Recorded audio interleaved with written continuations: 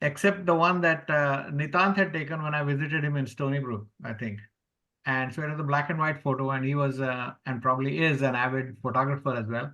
So so I sent her that photo. So she just reminded me today that Nitant was the first name she mentioned amongst my classmates that I mentioned to her. So but I've been following his illustrious career, and got to meet him last when he came over to receive an award that the Konkani Sammelan gave to him for his contribution to research. Office, you know that, right? Huh? At the KYD series, he has gone to office. That's fine, right? Can you all mute yourself, those who are not talking? Well, wonderful. Okay, so with that introduction, I'm really looking forward to this talk, and hopefully, as we used to say, it doesn't go bumper over me, but looking forward to it. Thank you. Well, my name, Namaste and Hari Om. My name is Kishor Trivedi, and I welcome you all to this episode of Know Your Dharma lecture series on behalf of Hindu Society of North Carolina. All the past talks have been recorded, and video recordings can be found at hsnctemple.org/KYD. And the next talk will be on March 3 on Shiva Tattva. Should be very interesting. That will be in person as well as on Zoom. Today, it gives me great pleasure to introduce my friend Nitant Kenkre. He is a distinguished professor of emeritus of physics at the University of New Mexico. He is the author of several books on physics and biology, as well as 2 books on Sanatan Dharma. We were classmates at IIT Mumbai from 1964 to 1968. Nitant generally avoided coming to class if the professor was boring, but if the professor was willing to engage in a discussion with him, he would attend, and those dialogues were a beauty to behold. Today, his talk is on a physicist's effort to understand Hinduism, and he is going to cover a lot of ground there. So I will ask him to start his talk. I would like to thank you all in the audience for being kind enough to invest the time now in what little I have to say. And I would also like to thank now a question that I want to ask, because I am not I see here in the screen I was seeing Kishor you, and now I see a dark space. Now you muted yourself. Maybe I muted you by mistake. Can you unmute yourself?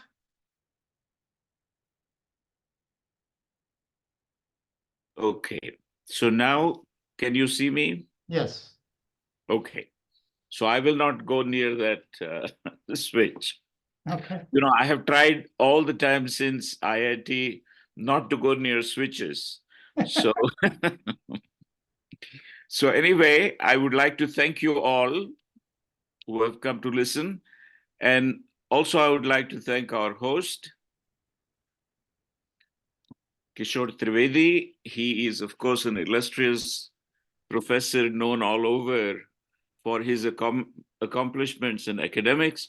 To me, he is a friend from over 60 years.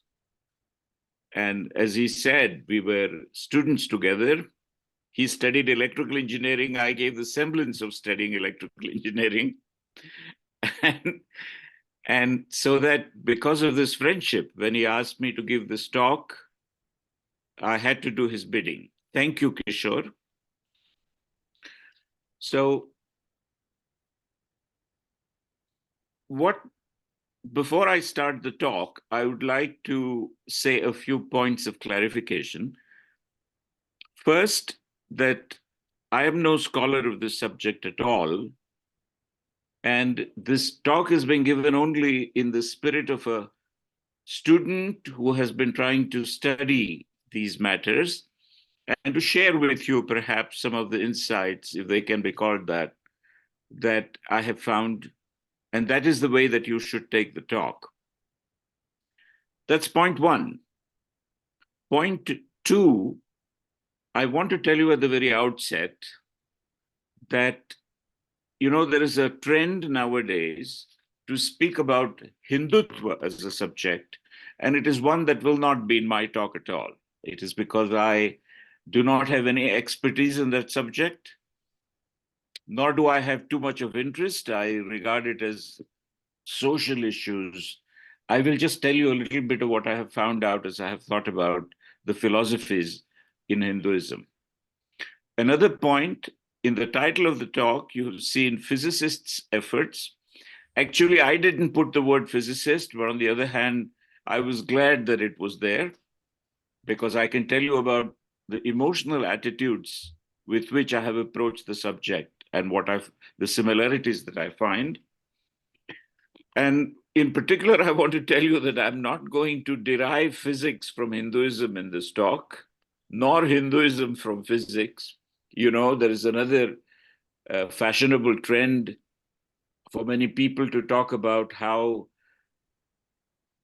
quantum mechanics is contained in Hindu thought or the other way around.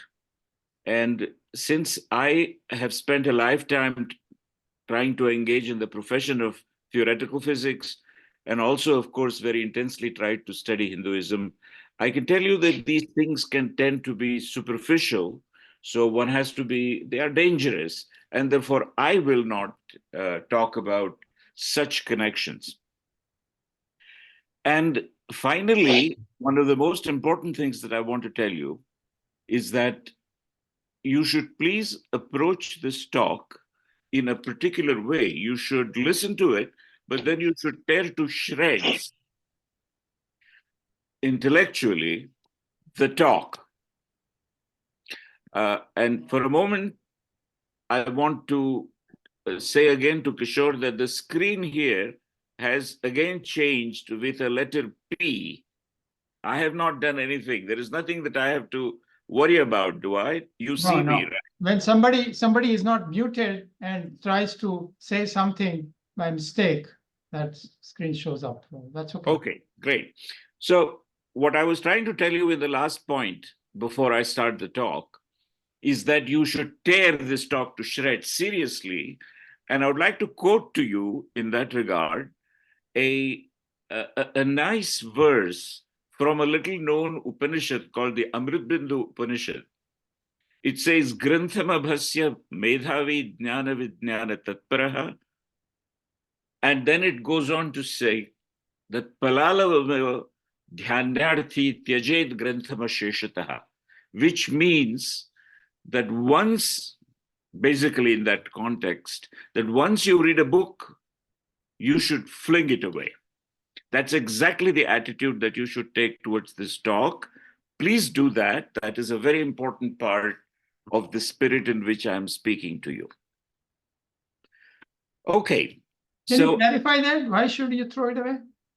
You should throw it away. You should not have a veneration towards objects like books. You should, in fact, and you should interact with it so that you should make of the book and yourself that thing that you should follow. So you should not, that is the attitude that you should take, is what the Upanishad says. And of course, that is what I would also like to request you to do. So let me start then. And the question is, I cannot see the entire audience, but you can, if you are willing to go to the top right corner of your screen, says view. There you can say gallery. Oh, I see. Okay, all right. But as I said, I'm so afraid of switches since electrical engineering that I better not touch anything. I better continue speaking. What I wanted to say is that the question comes up, a talk like this, should a talk like this be attended and be of interest to people of all ages, or only old fogies such as myself? And the answer is that I would like to argue that should be of interest to everyone, young and old alike, because what we are going to talk about is how to develop a manual for living. If you think about it, I see everything around us, and we want to make a model of the things that we see around us, and we want to know how to behave. What all this is and how to behave. These are the two questions. And this is what I'm going to try to talk to you about in the context of Hindu thought. So, you know that if you were to do this, for instance, for some other religion, I might take a book like a Bible or Quran or something like that and try to talk from in that context. In the case of Hinduism, there is an embarrassment of riches. You could talk about the Vedas, you could talk about the Upanishads, you could talk about the Ramayana and the Mahabharata, the Yoga Vasishtha, everything. You could come into the modern centuries, talk about what Raman Maharshi had to say to us, talk about what Swami Vivekananda had to say to us. Now, these things are things that I'm assuming that you must have looked at. What I'm going to try to do at the very beginning of the talk is undertake a very ambitious task. Please forgive me for doing that. What I'm going to try to do is, instead of talking about these various books, I'm trying to develop in simple ways a concept, one of the concepts of Hinduism, ending perhaps in God, starting with Sankhya philosophy. Now, the Sankhya philosophy, the Sankhya people were people since the time of Kapil Muni, who were asking questions, just like scientists have asked various sorts of questions. And the way that's so let's do this together. Suppose that we get up in the morning and go out on the street and look around. What we see is stones and roads and trees. And we look at all of this, and a scientist does the same thing and tries to unify all of this into something that he tries to understand in terms perhaps of atoms and calls it all, let's call it, for the want of a better word, nature. Now, typically the scientist does not bother about the other things that you see out there on the street that look like yourself. When I look in the street, I see people that look like myself. They are sentient beings. So what I see is a lot of perceivers and a lot of perceived objects. All the perceived objects you put into one, call it nature. The Sankhya people called it Prakriti. And they also were very interested in the sentient beings, the ones that may be called perceivers. So many perceivers and the Prakriti, that is the nature.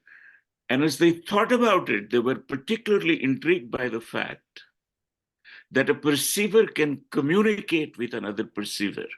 The fact that I can talk to you and you can understand, this maybe doesn't make you marvel, but it made them marvel. And so what they did was they unified and suggested and thought, or made a model, if you like, of all these perceivers as unified, exactly as all the perceived were also unified.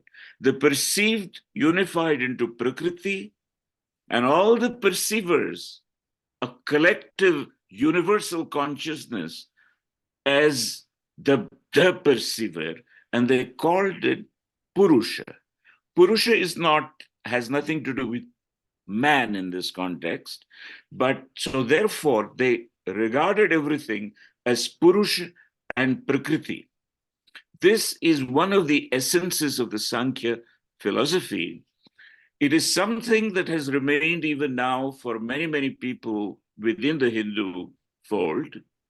But sometimes, as things developed in the so-called Vedanta philosophy, this Purusha and the Prakriti were brought together into one entity, and this entity in the Vedanta is called Brahma or Brahman, to make clear the neutral, I mean, not to confuse it with Brahmadev with the four heads and so on.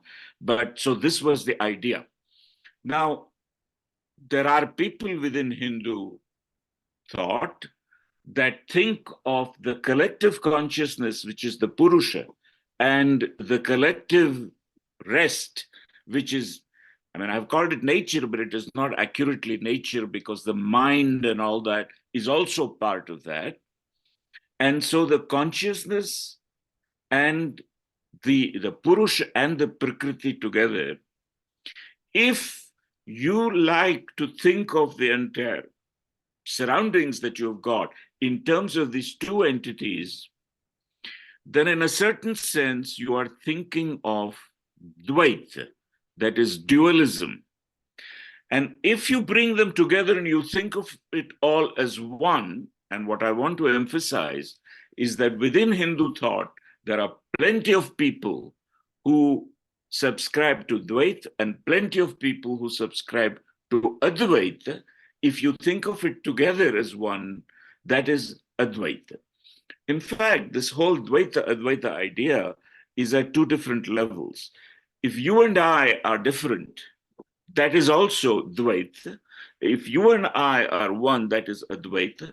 And if you think of this whole Purusha and the Prakriti, that is together. Now you will notice that in the Sankhya philosophy, that is a very strong element of the Hindu philosophies, there is no God.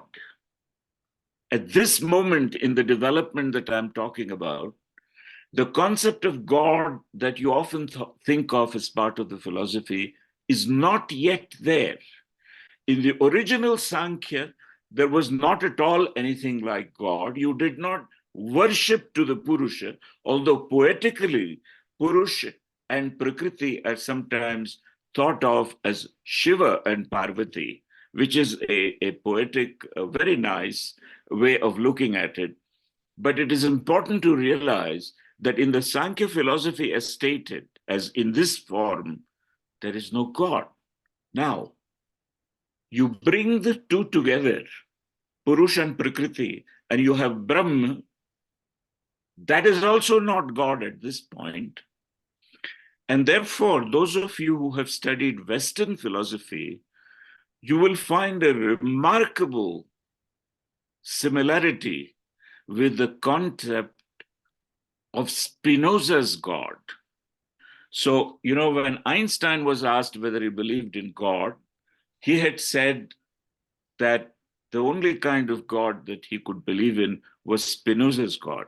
Now, I do not have the time here. Of course, one of my big problems is going to be time. At some point, our host is going to tell me to stop. No, but we can have a series, Nitant. We can have a series. That's okay. That's quite all right. All right. So let me. So in that case, the operational way that we will go about it, Kishor, is that I will simply speak. We will stop when you think it appropriate that we stop, and then I don't mind at all. I mean, this is something that I enjoy talking about very much.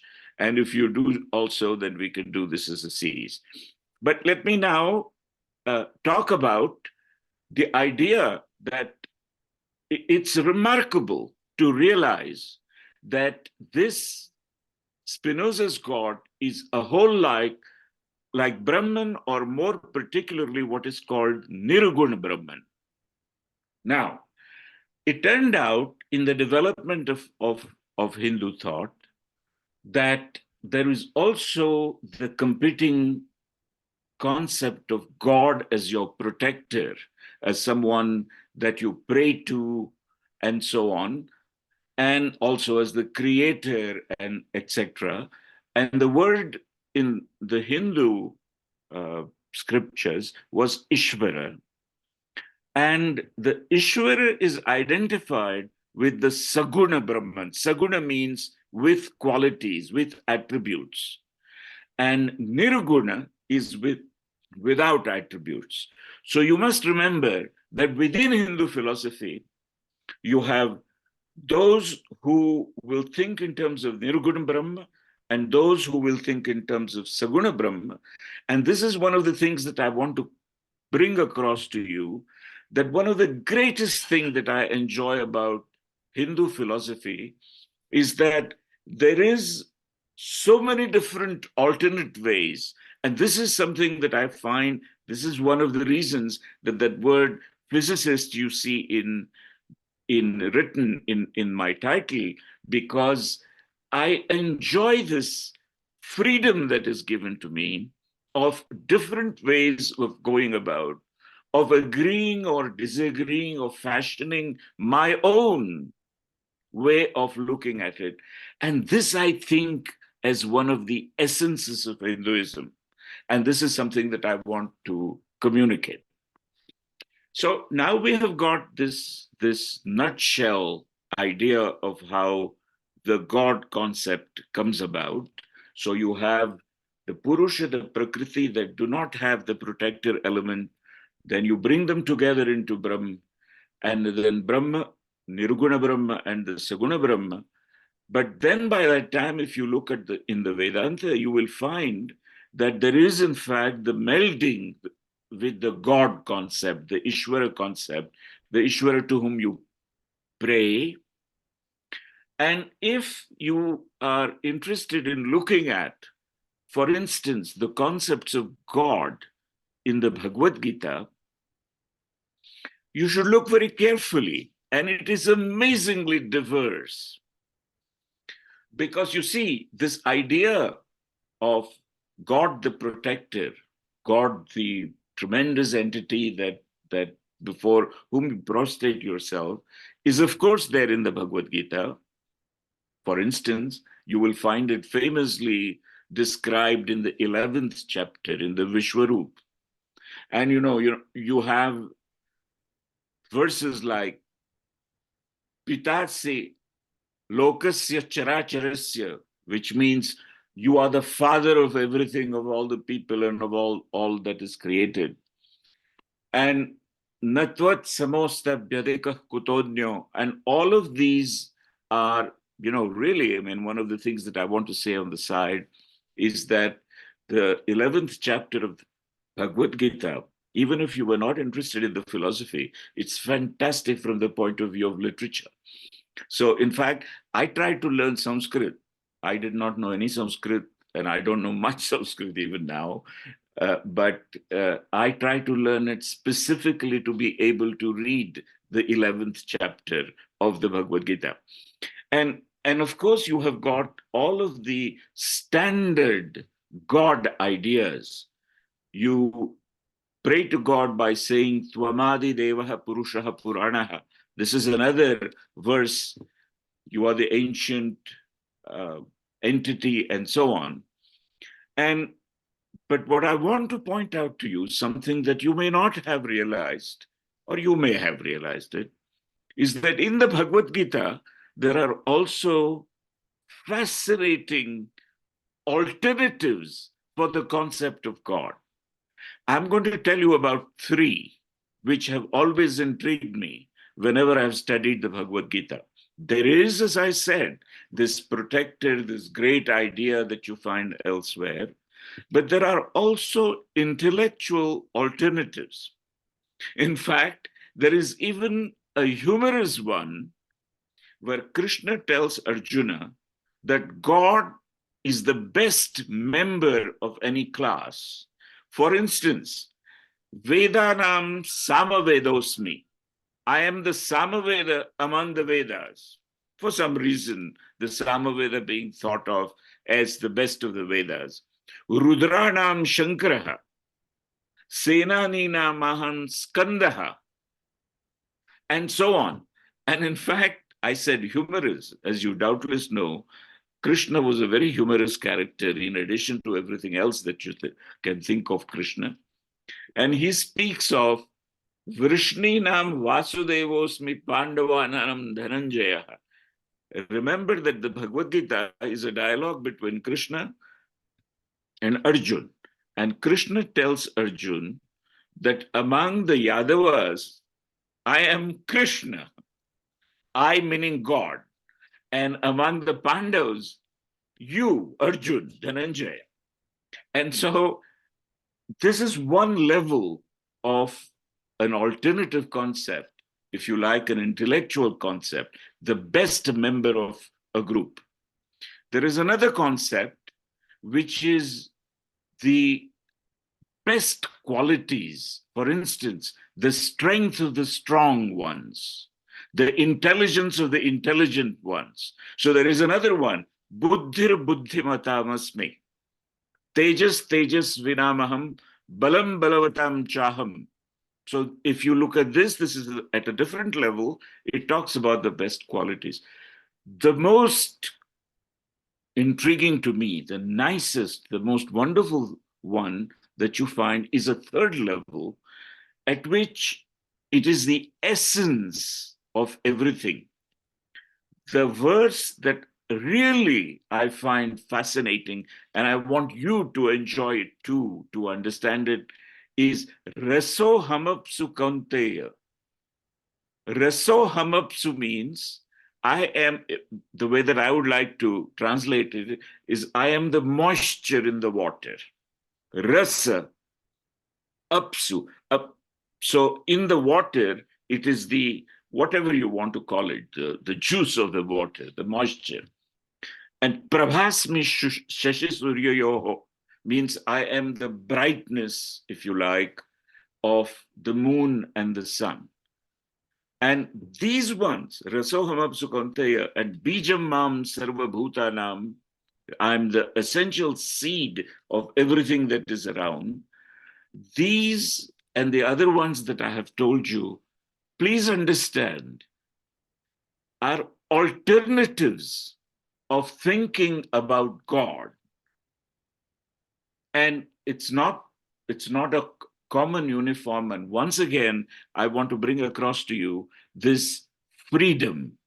If you like to think of God that way, the Hindu philosophy gives you that freedom. If you want to think about thinking of it as one pictured in the 11th chapter, and you want to prostrate yourself in front of God, then you may do so. If you want to seek protection, you may do so. And what about accessibility of God? God is not always thought of in Hindu thought as being up there sitting somewhere on some throne or sitting in some temple where you have to go. One of the nicest verses is Ishvara Sarva Bhutanam Hrideshe Arjuna Tishtati. So Krishna says to Arjun that Ishvar, God, sits inside the heart of all creatures. And in fact, there is a very clear verse that if you haven't seen it, it is a verse that may appear blasphemous to some other people, other ways of thinking, and that's perfectly all right. You have to develop your own way. This other verse that I want to focus your attention on is where Shri Krishna says, Aham Atma Gudakesha Sarva Bhuta Shayasthitaha. What that says is, I am the Atma, if you like, the consciousness, the self, whatever it is, that is there inside all beings. Now, the idea of thinking of God, so this is I means God. This is what Krishna is saying, that God is yourself in a way, is remarkable. You don't like it? don't take it. You like it, you take it. And this is something that we have to, as we study deeper and deeper layers of Hinduism, this is something that you find out. And I will come back to this more when I talk to you towards the end of the talk in when I speak to you about the Upanishads. And what about ways of worshipping God? Well, there is patram pushpam phalam toyam. So anything that you want, a leaf, a flower, water, anything can be given in worship towards God. So this is a very simple and very straightforward way towards God. In fact, the best part of this you will find where Krishna says to Arjun, Yat karoshi yadashnasi yat juhoshi dadasi yat tapasyasi kaunteya tat kurushva madarpanam.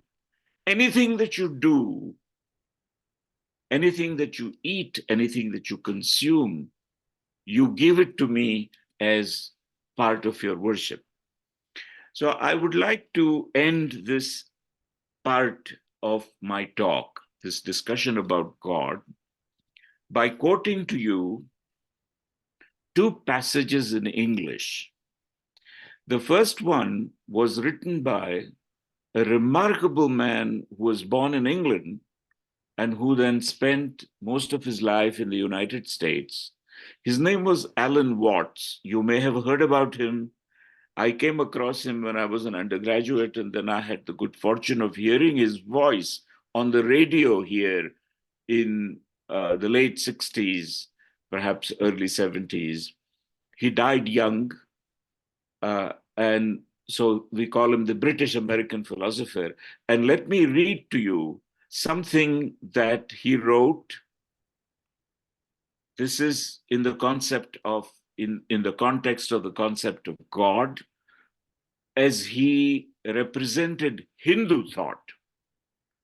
In his book, Cloud Hidden, Whereabout Unknown, remarkable book, I tell you, he said, thus, every individual is, as it were, God in disguise, playing hide and seek with himself through the ages of eternity. God is not, in this Hindu view, a universal monarch and governor. Rather, he is the player and actor of the world, playing all the parts of life so rapidly and intensely that he forgets himself and becomes identified with each one of them. This is a remarkable passage that I wanted to share with you. And the second one is I want to read to you a free-form poem written by a Hindu seeker by combining, again, to make this point clear about how you may pick and choose from these various things that Hinduism gives you. And let me recite to you this poem. God is not a tribal chief or a parent that protects. He is the toughness of a mountain and the gentleness of breeze, the loneliness of an island, the pitch black mystery of the new moon night. God does not create or slay demons, drive chariots, wage wars, part the seas. She is the strength of steel, the dance of a maiden, the fiery color in the autumn leaves, the roar of lions, the twinkling of stars, the grandeur of a typhoon amid lightning strikes. She is the persistence of waves breaking on the rocks, the allure of a rainbow, the sharpness of a diamond blended with its sparkle. She's the melody that you add to a song. What is God, you ask? He's the sound of rain in the middle of the night. And who is this? Pardon? Who is the author? I didn't want to tell you the author, but I just wanted to pass it by saying it's a Hindu seeker. But since you put me on the spot, Are you the one? yes, I wrote that poem. No, I haven't gone that far. It's in your book that you gave me or not? It's in the no, it's not in the book. I don't know if it's in the book that I gave you, but it is in one of the books. I'll tell you about it. But the point is, remember that this poem doesn't say the way that God should be to everyone. But once again, I want to bring across the fact that it is up to you, that there are so many possibilities. You can look at this poem, the content of this poem, as something that draws from Krishna's essence statements, or there are so many different ways you can interpret this poem. But let's move on, given the time, to the next topic. Let's dwell a bit on death. So, although it is a sort of a morbid topic, we have to deal with it, all of us. We either have to deal with our own death that is impending, or we have to deal with the death of our dear ones who leave us and with whom we cannot have communication any longer. Now, the concept of the Bhagavad Gita model of death, for instance, comes from the Sankhya philosophy. Remember that a living being, such as one of you or myself, is looked upon as a bit of the universal consciousness, a bit of the Purusha, and a bit of the Prakriti, the nature, if you like, brought together. And as they are together, the life of the living being proceeds. And when death comes, it just dissociates. The Prakriti part into the Prakriti, blending, and the consciousness into the universal consciousness. This is the basic Sankhya idea, which I find immensely attractive. And this is, in fact, part in the Bhagavad Gita. If you look generally at Hinduism, and if you ask about death, there are at least 3 different models. And let me tell you that all 3 are there for us to choose from and to adopt as we think best. The first one is that when someone dies, the life function ends. That's it. The machine stops. This is the idea, for instance, of Charvak. The Charvak philosophers in Hindu thought that all of these other ideas that people thought of, which you find in the Vedanta and so on, are for the birds. It is not something that they were interested in at all. That is a model that you find in Hindu thought. But you also find a second one that most people subscribe to, which I cannot find myself comfortable personally. And I'm trying to tell you, not to make the point that I'm a dissenter, but to make the point that there is this variety. The one that is most widespread is the idea that when you die, the soul leaves the body and enters a newborn body. And so this idea of the Punarjanma, rebirth, which there are some Hindus, including some of my own dear friends, who think that it is so essential to Hinduism that if you don't believe in that concept, then you are not a Hindu. A friend of mine said this to me once. I will not name this friend of mine. I respect him greatly, but this is not what I can think of as death, because the idea that you carry with you, that there is this identity of the soul, of the consciousness, is something that I do not find natural to myself. Instead, the third idea that I will tell you about, which I find completely sympathetic towards, is the one that I talked about as the dissociation into the infinite consciousness. So that, for instance, I would like to quote to you the Avadhut Gita. The Avadhut Gita is not the Bhagavad Gita, okay? Avadhut Gita is a completely different scripture. There is a beautiful verse, and listen to it carefully and try to understand the concept. Understand that the concept is different from this idea of the transmigration of the soul from one body into another, which often people consider to be the thing in Hinduism. It is one of the things in Hinduism. So the Avadhut Gita verse that I want to recite to you is Ghate Bhinne Ghatakasha Akashe Liyate Yatha Deha Bhave Tatha Yogi Swarupe Paramatmani. What it means is that it's a beautiful idea, really.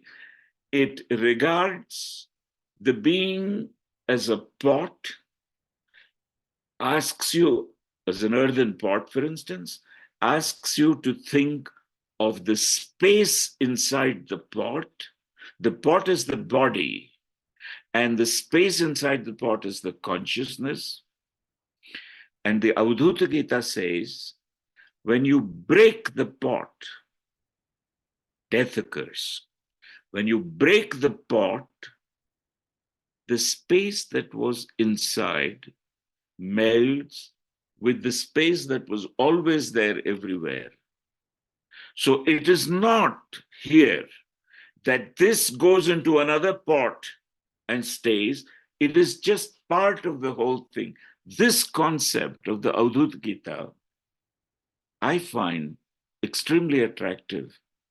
And this is different from the second one. So what I have tried to tell you again in this very compact way of including these discussions in this talk of limited length is that there are these three different ways that you can think of death in Hindu thought. The Charvak way, if I may label it so, as the stopping of the machine. The transmigration that most people are familiar with all of these 84 turns or so many and this whole concept of trying to free yourself from this and so on. And the third one that I find extremely natural, and which is the one that is said in the Avadhut Gita and many other places, in fact, which is this Ghate Bhinne Ghatakasha. What about a third topic altogether? This third topic, not God, not death, but behavior. How should I behave towards other people? As you doubtless know, there is tremendous amount of material about this question in the Bhagavad Gita. Obviously, because the Bhagavad Gita is advice given by Krishna to Arjun when Arjun is confused whether it is appropriate to kill all of these people who are his relatives and teachers and so on. He's on the battlefield. And what the Bhagavad Gita is as Krishna answers him, gives him, if you like, his opinions. There are people among you, I'm sure, who would think that it is blasphemous of me to speak about Krishna's opinions rather than the word of God. But I have already made it clear in what sense I approach these things. I'm not suggesting that you should necessarily approach it that way, everyone to his own. But as Krishna tells Arjun about various things, the Bhagavad Gita, or Vyas, if you like, as the author of the Mahabharata in which the Bhagavad Gita is, takes this opportunity to talk about and to philosophize a lot of different things. And so there is a lots and lots of different material in the Bhagavad Gita. It talks about emotions, it talks about actions, and so on. So let me start talking about ethics, how to behave, as it is described in the Bhagavad Gita. Now, everywhere, all other religions and so on, this is a very, very important point. There is, for instance, there are the 10 commandments, what you should do, what you should not do in other faiths. And there is similarly what is good and what is bad, what you should do and what you should not do, you also find in the Bhagavad Gita.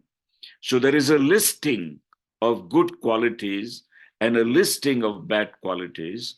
So for instance, you will find Abhayam Sattva Samshuddhir Jnana Yoga Vyavasthiti. This is the beginning in the Bhagavad Gita of the good qualities listing. These are the ones that we should adopt. And bad qualities, Dambho Darpoti Manascha Krodha Parusham Evacha. This is another verse which talks about duplicity, arrogance, these being bad qualities. Now, this is standard fare. This is the sort of thing that you will encounter in any faith that you study, where good things are listed, bad things are listed, good are the ones you should adopt, bad are the things you should not adopt. But in the Bhagavad Gita, there is something which is intriguingly different. In addition, this is there, but there is something else. There is something else that I call the three-valued ethical system. Please pay attention if you haven't looked at it quite this way. Instead of talking about good and the bad and the conflict between them, the Bhagavad Gita talks about the three-valued ethical system of the three gunas, Raja, Tama, and Sattva. So what these are is that there is in every being, according to the Gita, these three qualities, and you must change your proportions of these three qualities. The one that is least desirable is the so-called tamas, which is the word for darkness, and which means usually the qualities of sloth and other things like that. And the remarkable idea in the Bhagavad Gita, which you do not find in other ethical systems, which I find very attractive, I don't know about you, is that it first starts by telling you that you should decrease the proportion of something like sloth, the tamas, by increasing the proportion of rajas. That means activity. So by being active and doing various sorts of things, you decrease the proportion of tamas, you bring in more rajas. But rajas also means that you do great things. You get, for our host and I are both, and many others among you, I think, have been involved in getting grants and building academic empires, if you like.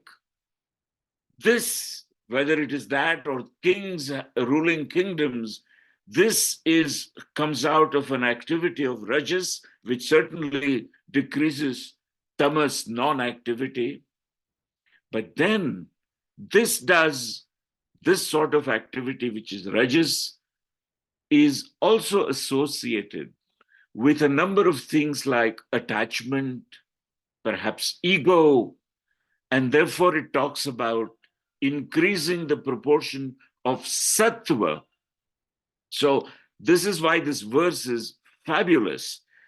Rajas tamascha vibhuya sattvam bhavati bharata, rajah sattvam tamaschaiva Tamaha Sattvam Rajas Tatha. I will not say much more about this, except to say that this is a, how shall I say, tripartite system of ethics, which is a remarkably different way of looking at behavior. Now, in the Bhagavad Gita, there are two other concepts that I have found very deep, and one of them is the concept of Sthita Prajna. Sthita Prajna means one who's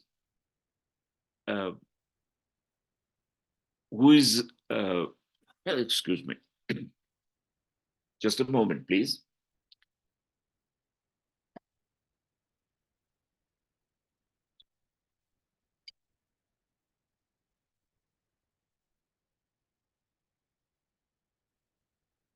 So Sthita Prajna is the one whose quality is equanimity. Primarily, it's an extremely difficult quality to acquire. And a verse that I want to remind you of is Prajahati Yada Kaman Sarvan Partha Manogatan Atmanne Vatmana Tushtaha Sthita Prajnasta Dochyate. This is if you like, a sort of a description or a definition of the Sthita Prajna. Atmanne Vatmana Tushtaha, satisfied within himself. And there are many, many other descriptions and qualities and attributes of the Sthita Prajna that are described in the Gita. I would like to mention to you that if you have not had a strong study of this is something that you should really undertake, because I find it as the most difficult of everything that I have seen in the Bhagavad Gita. You know, throughout there is Samadukha Sukha, Tulya Priya Priya, Tulya Nindatma Samstuti. These are the descriptions of a Sthita Prajna. And one more thing within ethics in the Bhagavad Gita, which is the Samarpan idea. Now, the Samarpan idea means it tells you as a prescription that anything that you undertake, that you do, whether you, for the people who are, whose profession is like mine, if you make a great discovery or write a great paper, or if you build a great company, or you whatever, if you do a great thing like this, then the tendency is to associate it with yourself. And the suggestion made in the Bhagavad Gita is that you should use the Samarpan concept. Samarpan means you should do arpan, give it, so to say, to God if you believe in God. But if you don't believe in God, if you rather find attractive the concept of Brahman, then do the Samarpan to Brahman. So that is why there are these two, Krishnarpanamastu or Brahmarpanamastu.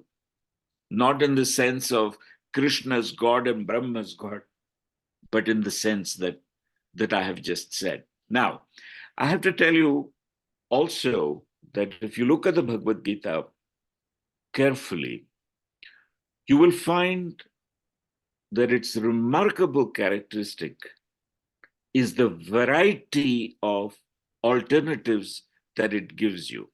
You doubtless know that the Bhagavad Gita tells you about Karma Yoga, Bhakti Yoga, Jnana Yoga, and a bit of Dhyana or Raja Yoga also.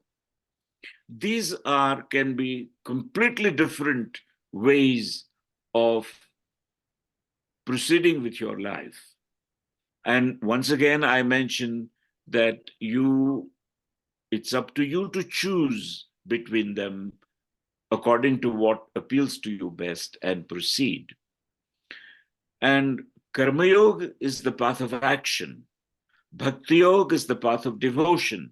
Jnana Yoga is the path of trying to realize by thinking and probing intellectually.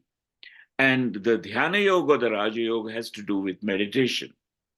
Now, something that I have to confide in you is when I started reading the Bhagavad Gita, I found, I tried to do this very young when my father asked me to read about it a long time ago.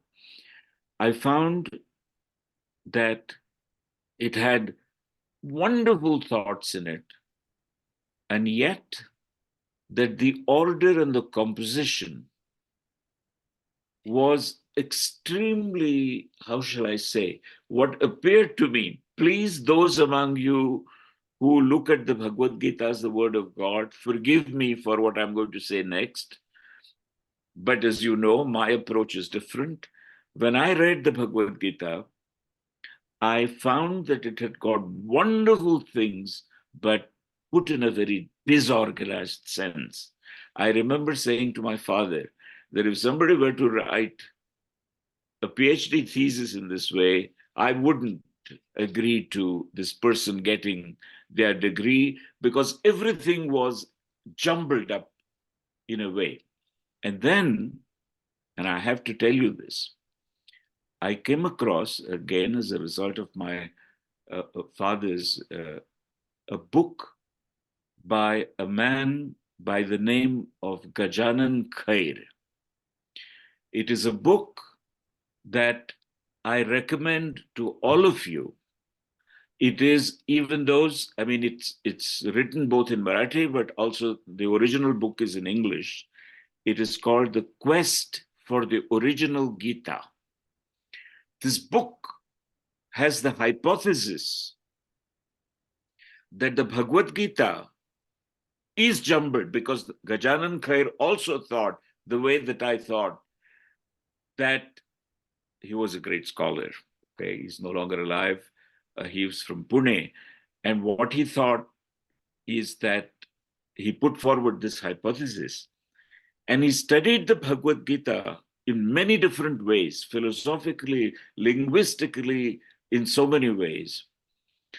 And he showed in a beautiful way that it is possible to regard the Bhagavad Gita as a stream of at least, or as a combination of at least 3 different streams. And this book that he published, unfortunately, I don't have a copy with me here now available. I wanted, in fact, to show it to you. He published it. This was many decades ago, okay, in the 70s maybe, or 60s. I don't remember when. He published it as a tricolor Gita. So there are 3 colors. And I tell you that if you look at this book, it's still available in India, I know. Quest for the Original Gita. The author's name is Gajanan Shripad Khair. And you can find it in Pune, in fact.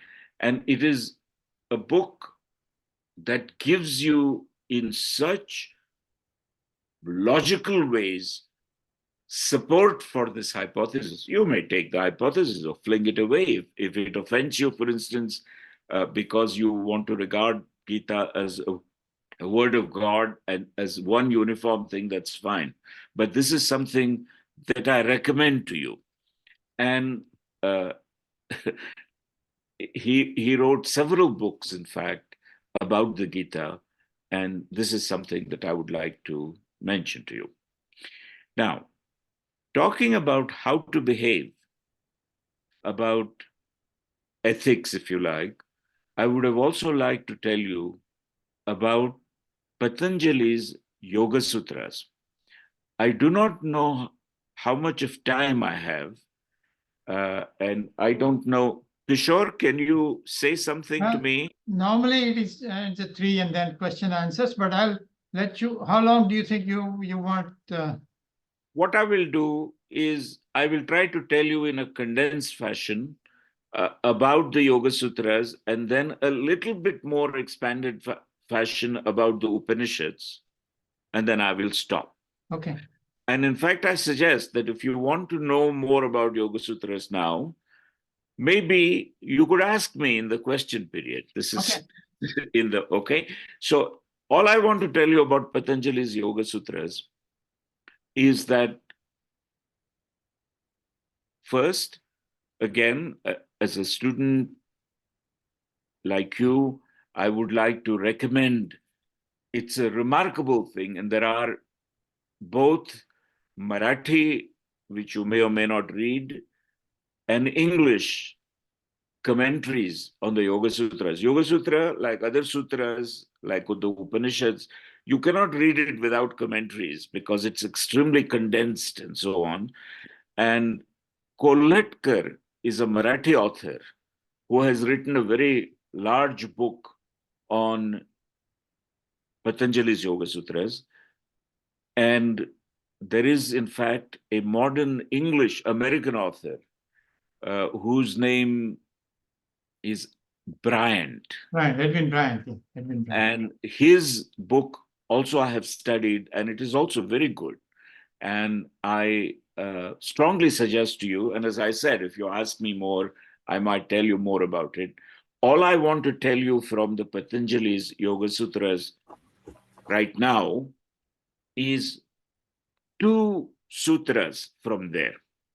The first one is the second sutra in the book, which defines what yoga is. And that is yogas chitta vritti nirodha.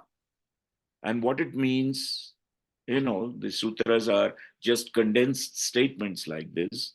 It says that yoga, if you like, is the control of the vrittis of the chitta, which means of the variations, waves that come in your mind, if you like.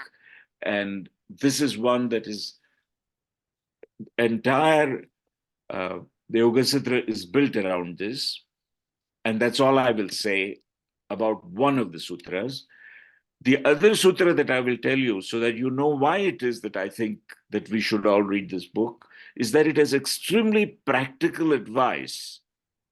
It has got practical advice about behavior, such as the yama and the niyama.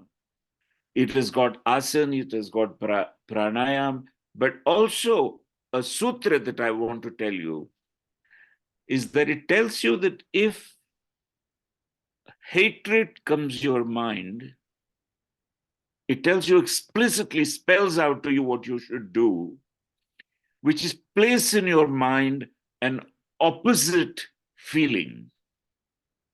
If ego is the thing that comes to you, place in your mind humility. It's a psychological manual. So this sutra is, for instance, vitarka badhane pratipaksha bhavanam. So this is pratipaksha, the opposite emotion. So this is all that I will tell you. And now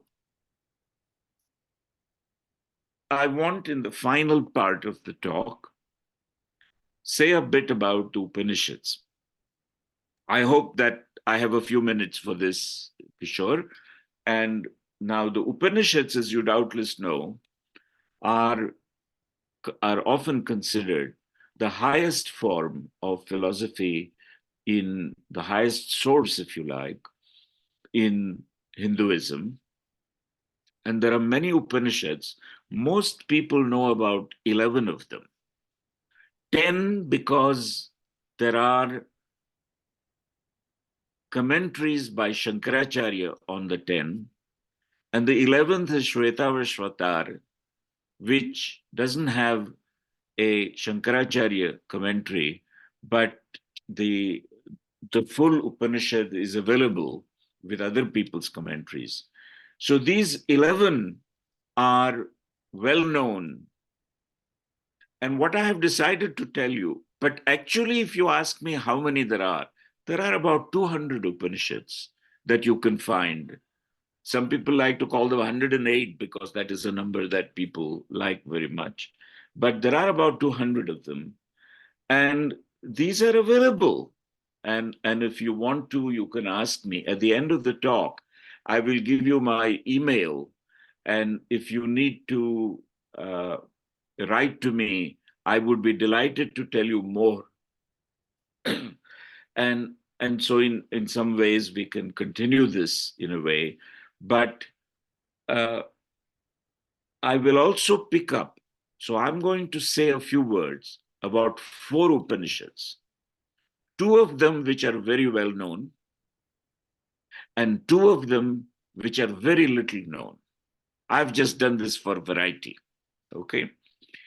So a very well known Upanishad that I want to start with is the Brihadaranyaka Upanishad, which is, many of these Upanishads have got, they are very condensed sutra form and so on, philosophy, very abstruse philosophy, but sometimes they are based on a story. So the Brihadaranyaka tells about the story of a rishi, an ascetic called Yajnavalkya, who had 2 wives, Maitreyi and Katyayani. And when the time came for Yajnavalkya to go to no longer be a samsari, no longer be in the Grihastashram, he told his wives, in fact, he talked to Maitreyi and said, I'm going to go for further tapa, if you like, in the forests, and I would like to divide what I have got. And Maitreyi said, I'm not interested in your division of things, belongings and so on. I just want you to talk to me. And he was very happy. And then he talked to her about philosophy.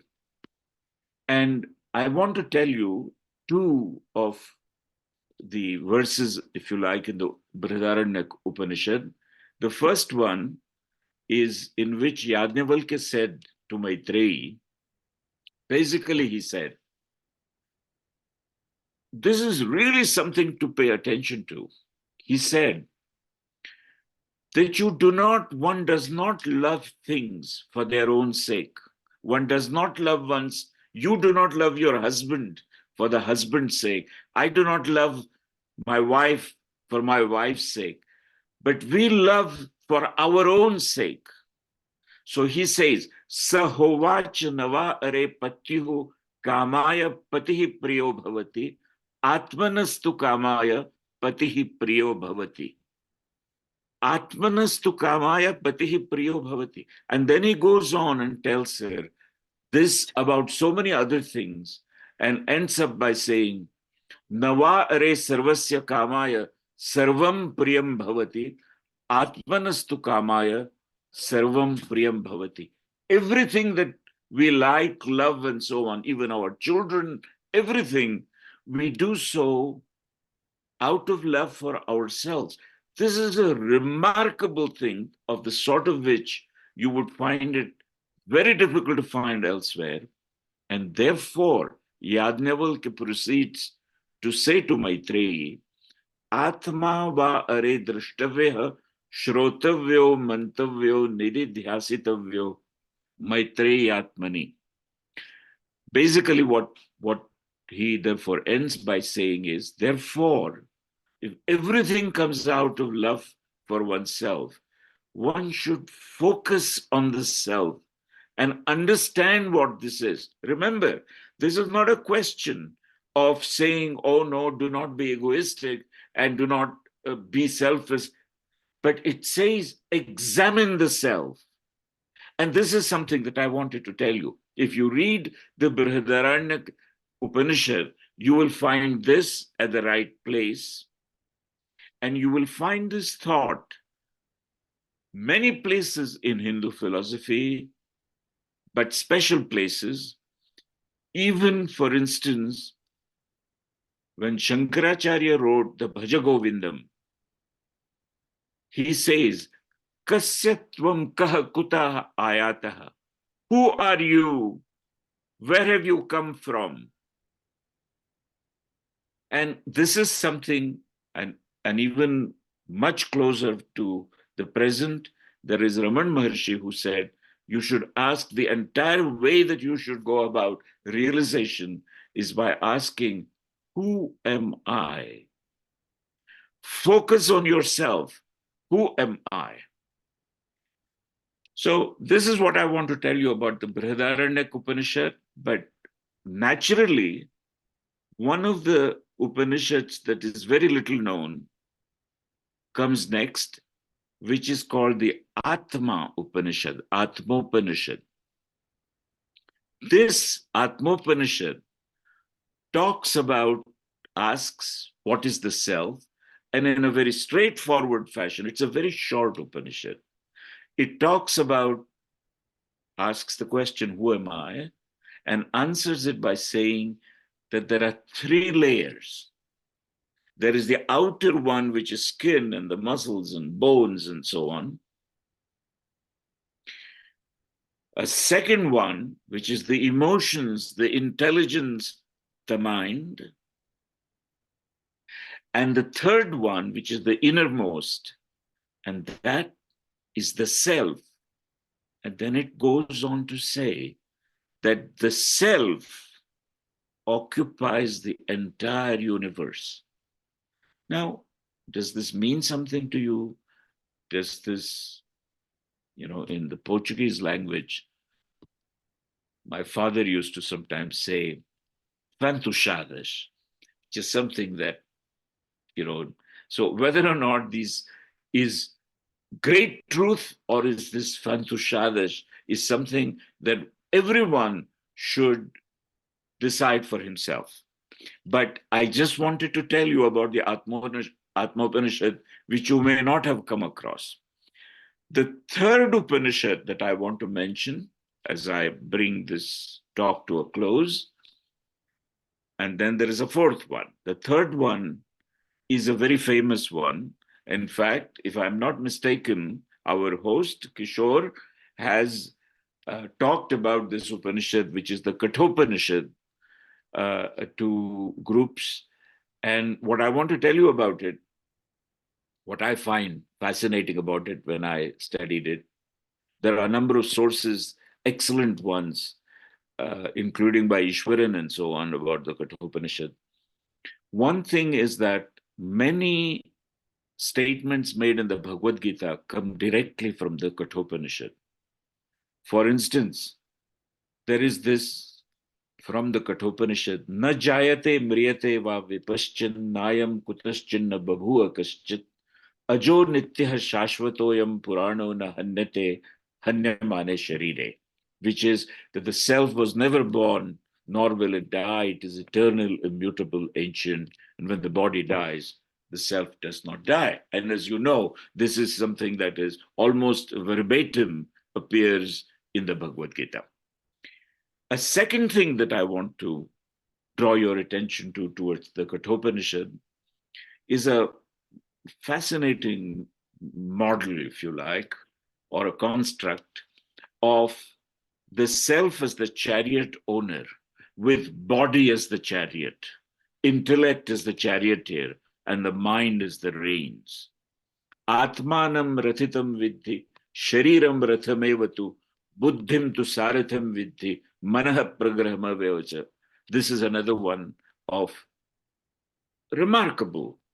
There are other things like this concept of Shreya and Priya, which are also part of the Kathopanishad, but we don't have, I only have time to tell you one more thing from the Kathopanishad, which is, again, a beautiful picture of how one entity can appear as many.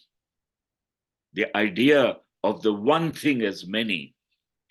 There is this Agnir yatheko bhuvanam pratishto rupam rupam pratirupo babhuva ekas tatha sarva bhutantaratma rupam rupam pratirupo bahishcha, which talks about how the fire, as it consumes different things, takes on different forms. There is also a very similar one about the wind as it blows through things.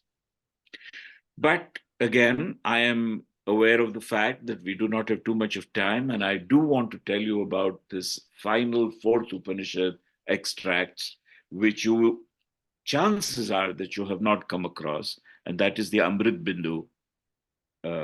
I quoted to you a verse at the beginning from the Amrit Bindu, but what I want to tell you is two more things from it.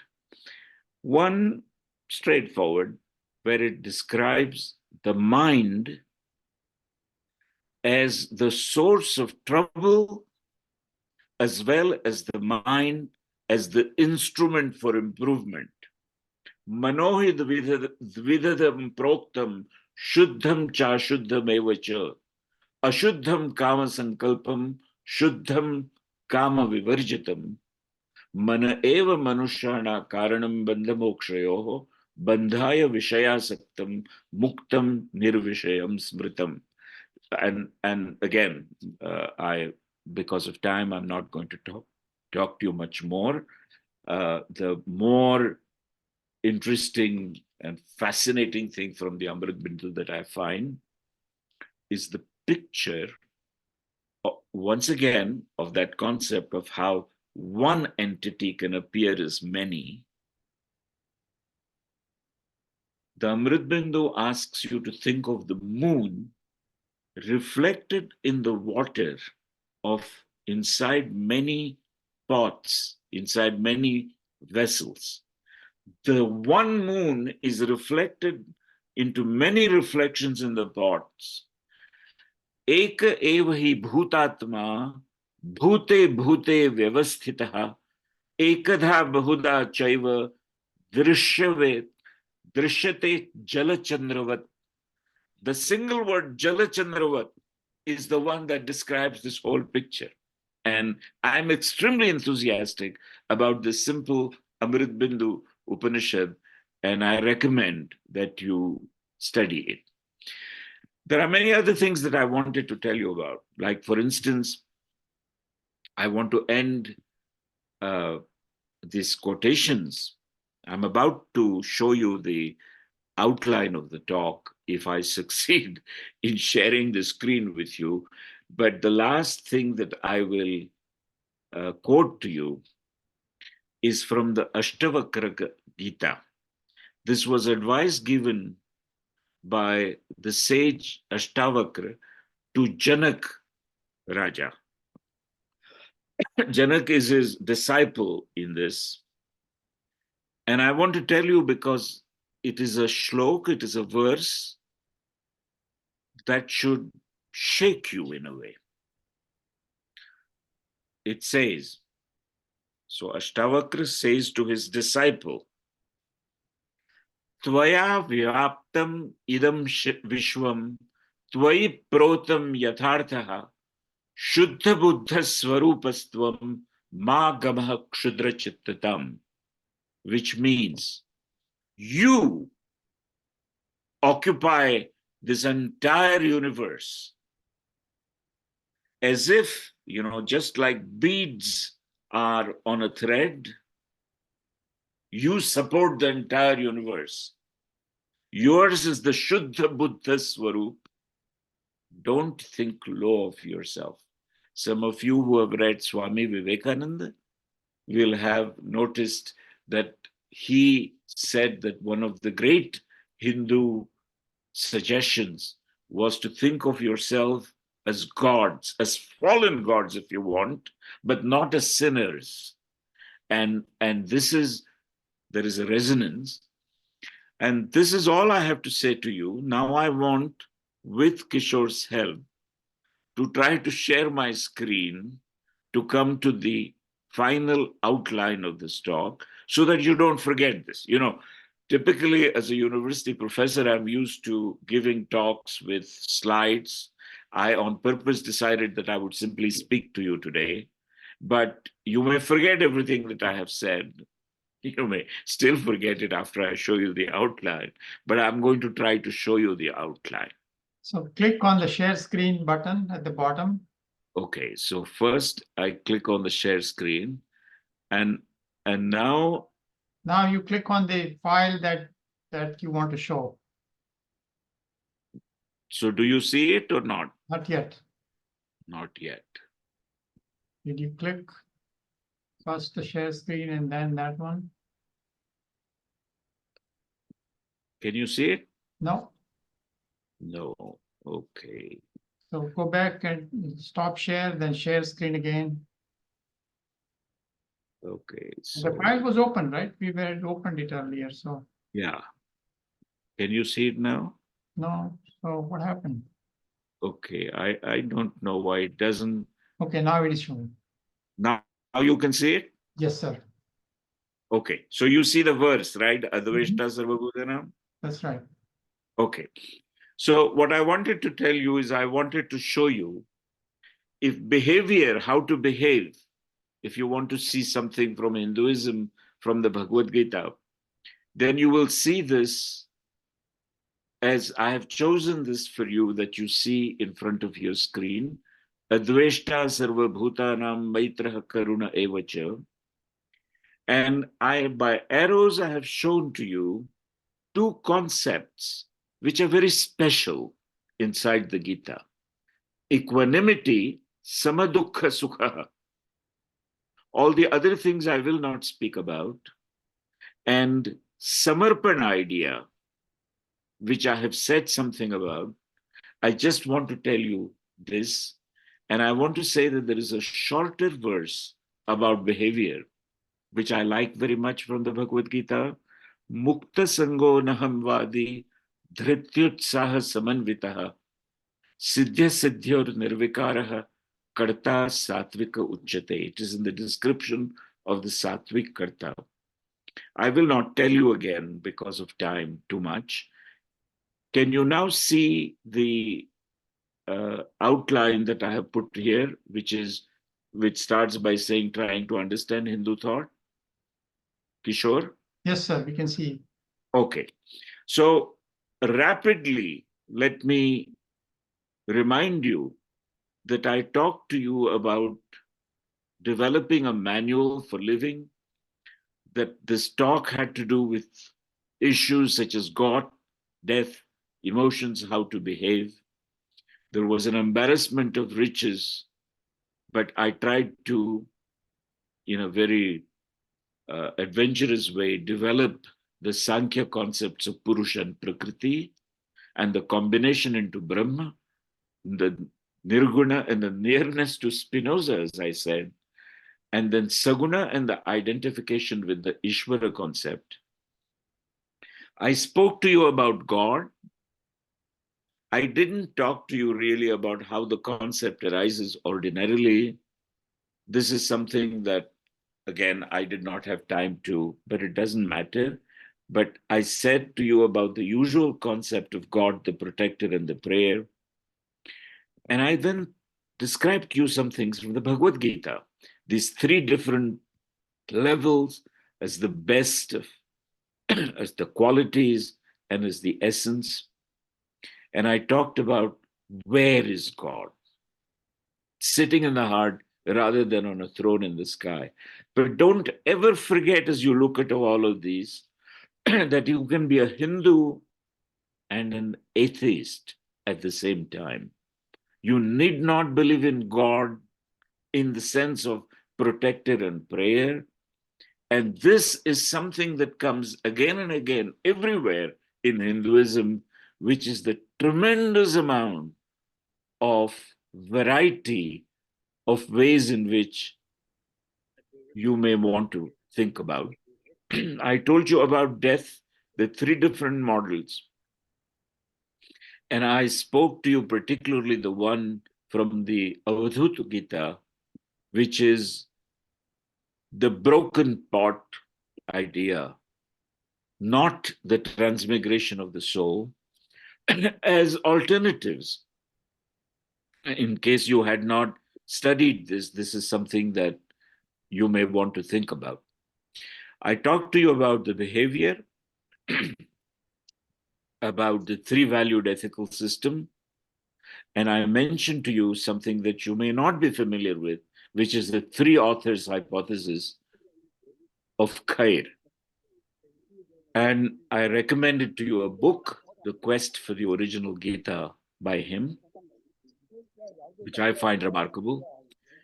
And I didn't talk to you much about Patanjali's Yoga Sutra, except for two Yogas Chittavritti Nirodha and the Pratipaksha Bhavana. When I mentioned to you about Upanishads, I told you about the Brihadaranya, the Atma, the Katha, and the Amrit Bindu. Now, what I want to say to you is, please, if there is something that you feel that you should talk to me about, and it is not part of the questions if you don't have the time for it, please feel free to contact me. For any questions or comments, here is the email that you can use. I hope you can see this email. Yes, we can. Yeah, vmkenkre@gmail.com. And if by any chance, it'll be my pleasure to reply to you to the extent that I can. As I said, I'm not a scholar of the material at all. But if you're interested, you can look up the two books that Kishor mentioned at the beginning that I wrote, which I will show you now. Can you only see the screen, or will you? Oh no, you can see me, right? Yes, yes. Okay. So this is a book which is called What is Hinduism? And this is a book which I wrote, which is about pragmatic Gita, which what is Hinduism is perhaps more appropriate to what I talk today about. And they are available in paperback or electronic versions on Amazon. And if you find that you are interested in the books and cannot find them, I don't try to actively sell these books on Amazon also. Therefore, by now, and they were written 5 years ago, so you may not even find them. So if you don't, then write to me and I'll be happy to tell you. And if you're not, then that's fine. And this is where I'm going to stop and let Kishore take. Can you unshare, stop sharing the screen? I should stop sharing the screen. Okay.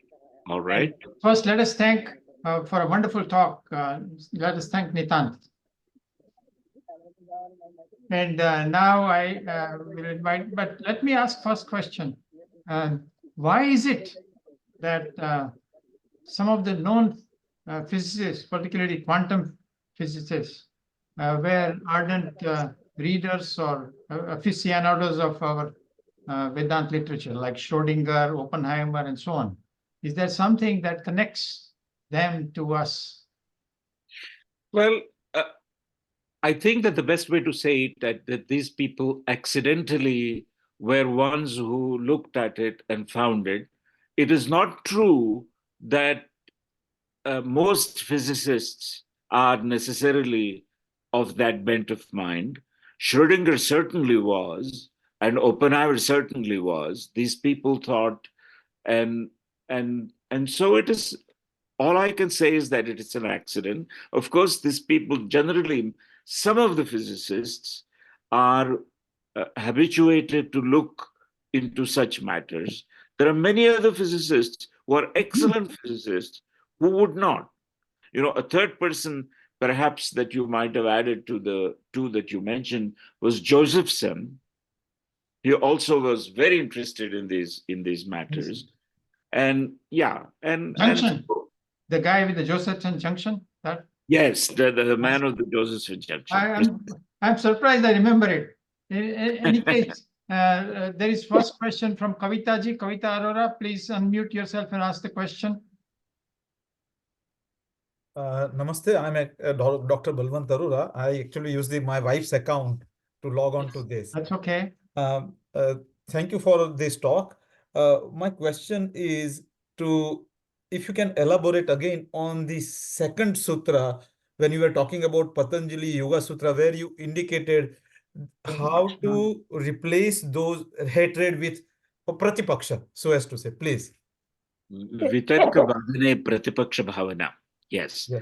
So the idea is that suppose that I begin to feel very egoistic, then the suggestion of the Yoga Sutra is that you place in your mind a humility, actually forcibly, and that such a, and this is known to psychologists as well, modern psychologists, that if you do that, then it will decrease the effect of the other emotion.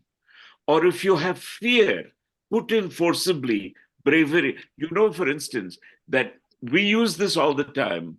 If we feel nervous during a talk that we want to give, if we are before a vast audience, then this is something that we do.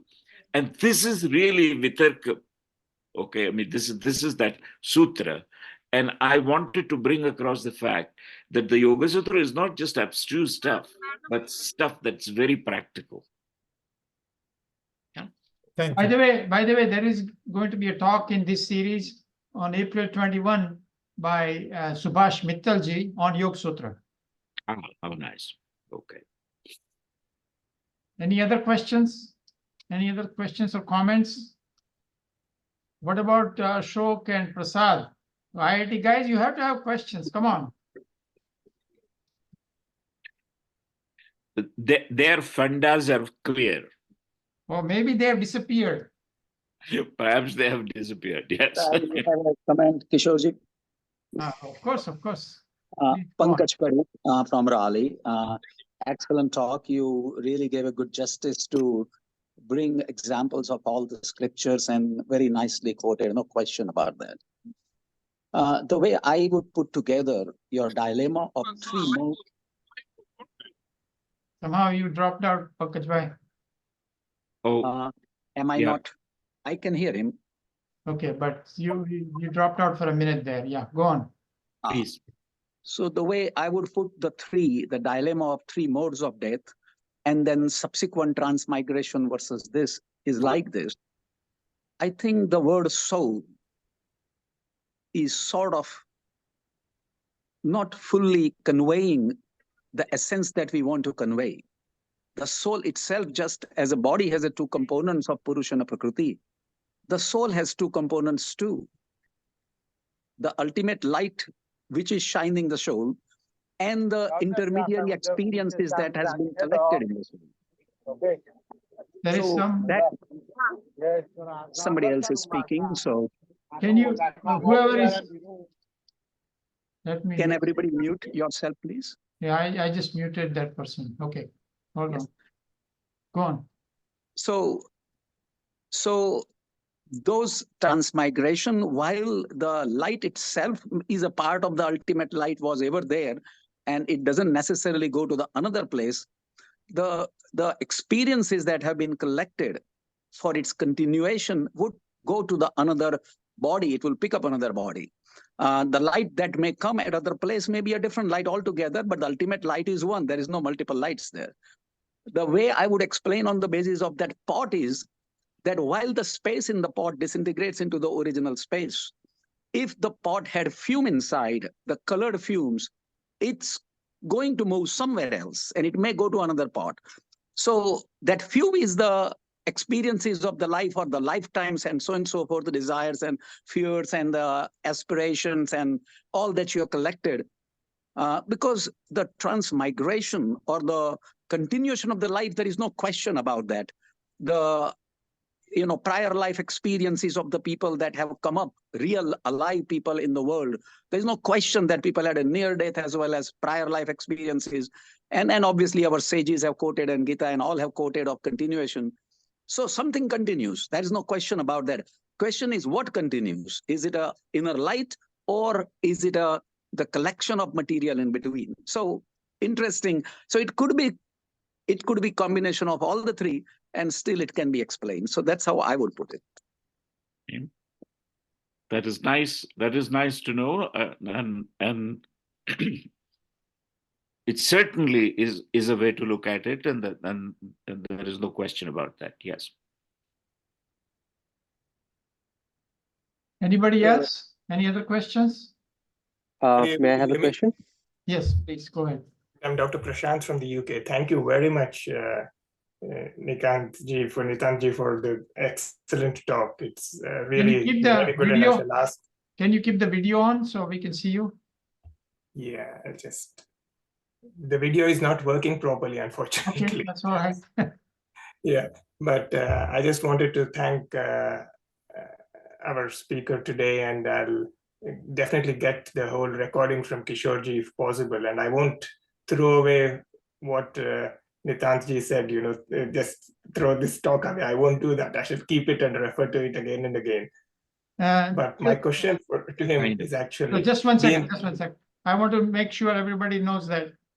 Go to hsnctemple.org/KYD. That is where the talk recording will be deposited in a few days. Okay. A link at the bottom would be reasonable when you I get. did it earlier, but let me do it again. That's all the problem. Go ahead, please, Pravanash. yeah.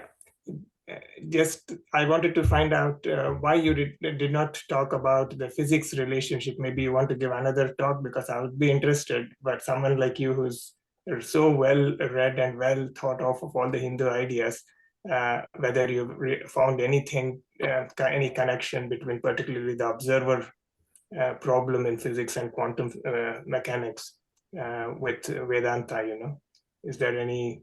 So let me, as an answer to the question that you're asking, let me say that I actually find it dangerous because, I have heard a number of people make what I consider, in all humility, superficial connections between physics and concepts like Hinduism. Now, there is nothing that says that profound ones do not exist, but the ones that I have come across, even from highly famous personalities, whom I will not name, of course, is something that gives me pause. And therefore, until I have something that I consider myself to be really valuable, which connects the two, I wouldn't speak about it. And this is the reason that I have not spoken about it. So following up on that, I have read somewhere that Schrodinger himself said that Vedanta is what inspired him to discover quantum mechanics. Is that wrong? Now, I do not think that Vedanta is something that inspired him. It is something that he, that there is a book called Mind and Matter or something like that, a title by him, and I have read it carefully. And it is not that Vedanta inspired him, but he was extremely well versed in the Vedanta, and he found out. I mean, he felt that there were many connections. However, whenever you sort of make the point and then suddenly you say that this is that or something like that, I personally, once again, in all humility, consider it dangerous. This is all that I can say. But it is true that Schrodinger was extremely well versed in both. And Oppenheimer, of course, he would, yeah. So. If I may comment on that, and this often comes up in discussion in a variety of places where such physicists are brought in and so on and so forth. Now, you are also a physicist, so don't take it personally. The revelation of the higher self or the Hindu ultimate thinking, spiritual thinking, has nothing to do, by and large, with the scientific achievement of the individual, because many of our sages were unlearned and unread, but their words are as solid as what Gita is suggesting, or even more. So my feeling is that we tend to highlight that the person's intellectual capacity and their words. And most of these physicists, Western physicists that I have explored, and I would not have explored as you and Kishorji would have, they are so much on the surface and they are so much on the periphery that even the word consciousness hardly exists in their realm, where the whole essence of our spiritual sages is that you are that one, the rest doesn't matter. So the whole emphasis is different, and it is just probably practically useless to even bring in that discussion. I would rather hear Raman Maharshi or Ramakrishna Paramhans and our sages who have their words are so much more insightful for the ultimate that there is no comparison between the two. So I'm not trying to look down upon that, but the whole Western approach has been wrong. They have been looking at a wrong place, and you're not going to find that answer at a wrong place. Where the ultimate suggestion is that in your silence you will see it, and here it is all in the words and mental thinking. It just doesn't add up there. What I might supplement what you have said by is saying not so much that they are not, these two groups of people, in my mind, are pursuing different things. So when it is that the physicists are looking, what the physicists are looking, a typical aim of the physicist is not to understand consciousness. A typical, such a person may in fact do that. Totally understandable. I'm with you. Hold on, I understand. Yes. Yeah. We So, have so all somebody I'm else saying also. is, I believe that these are separate pursuits. So in my own life, for instance, I do this pursuit, and I do that pursuit as well.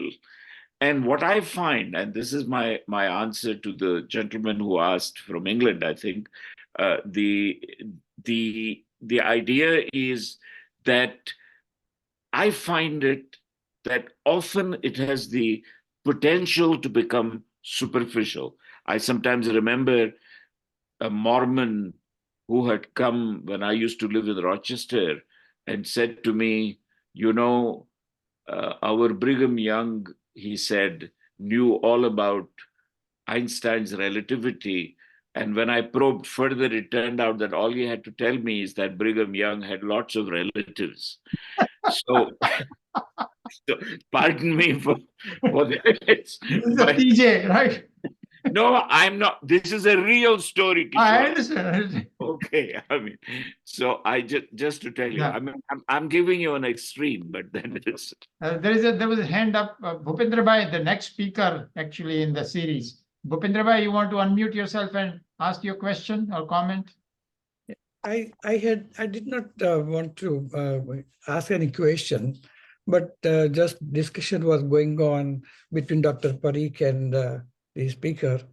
I just wanted to say there is one in I think Katha Upanishad.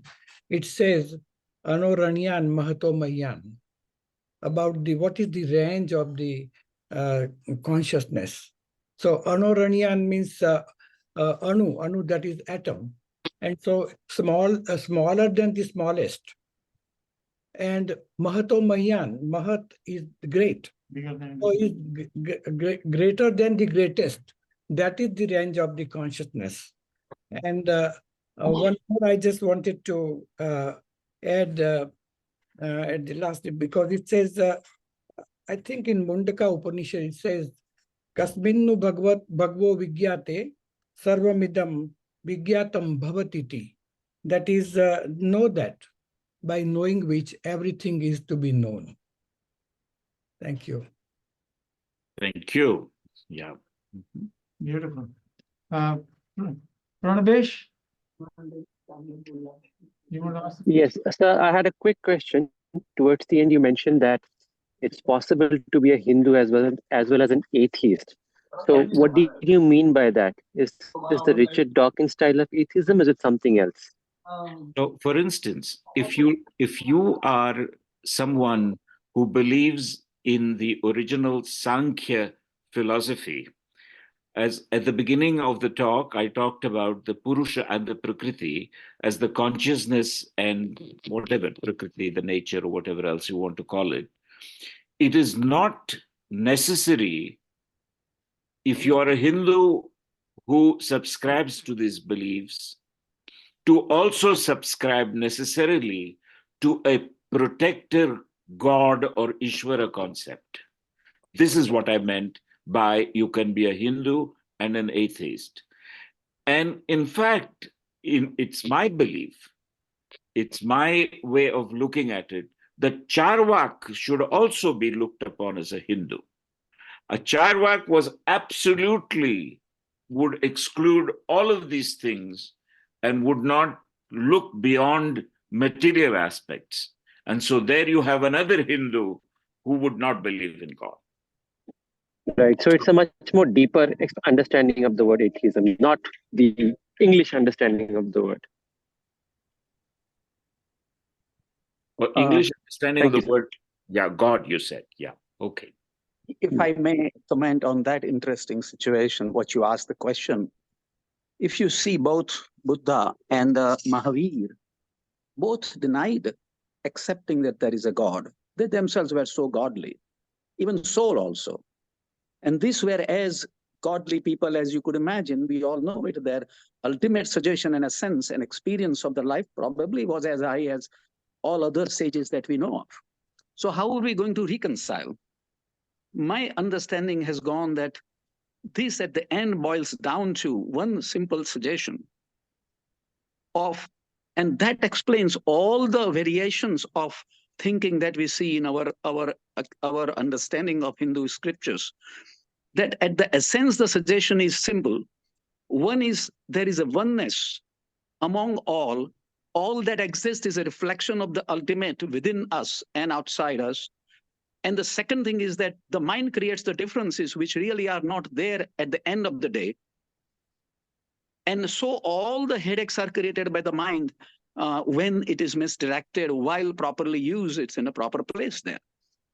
So the oneness of the existence does not require a second God there. If there is a one in a true sense of Advaita, there is no reason of, no question of God or not God.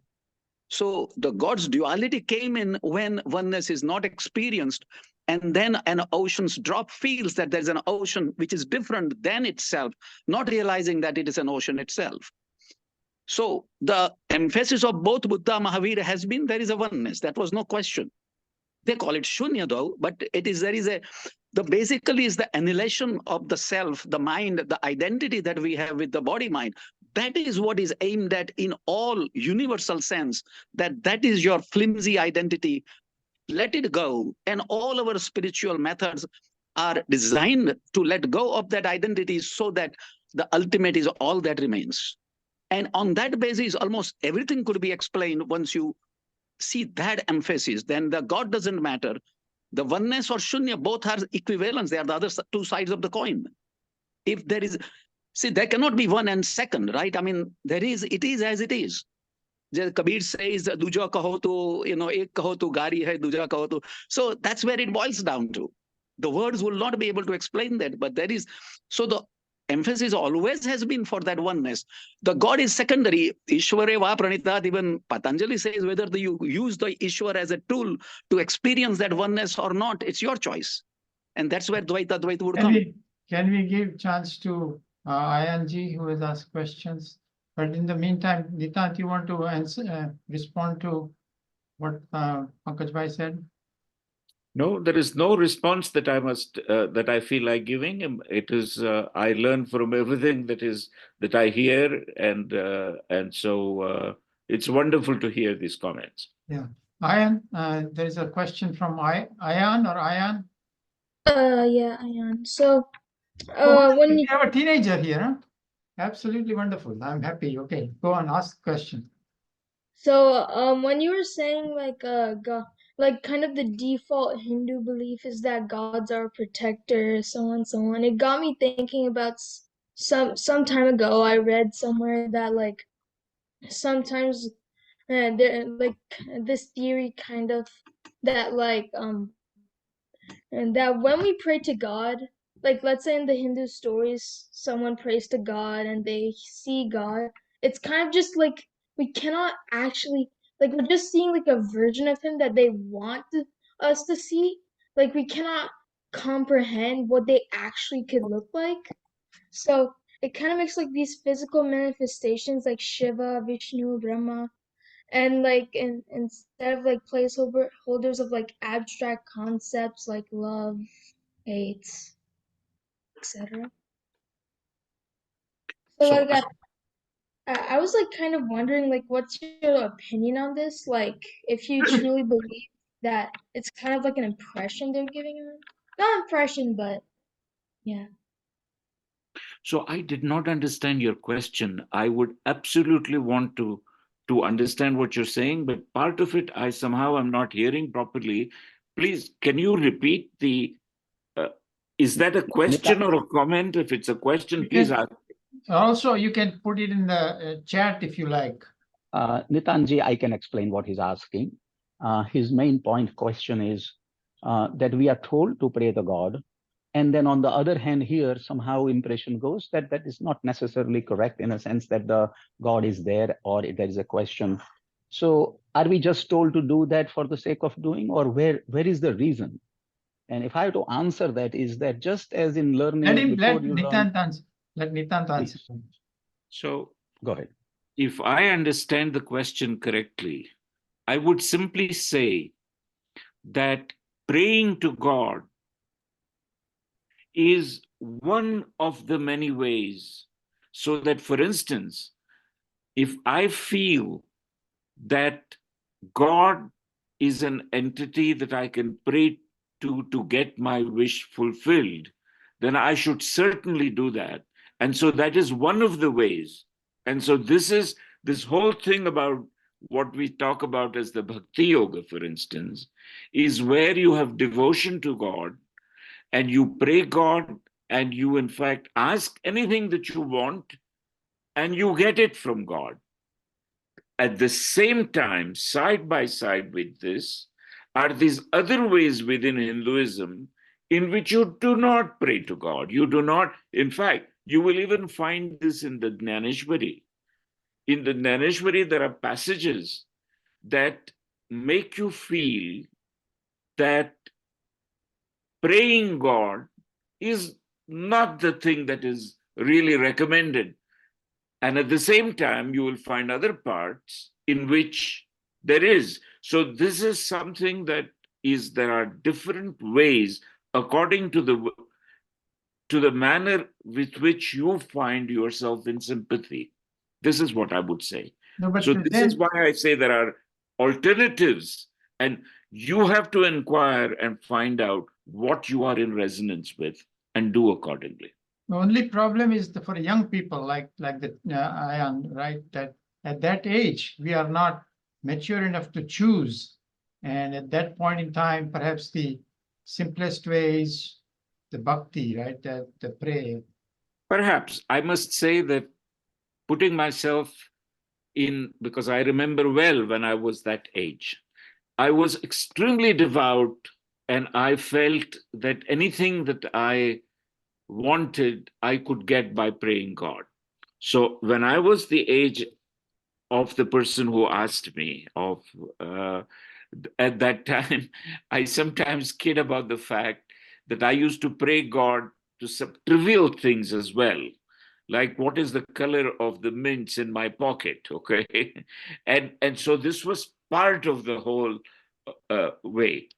As years passed by, I began to have different ways of looking at it. This is not necessarily an evolution. This is something that is just a different way. Okay, very good.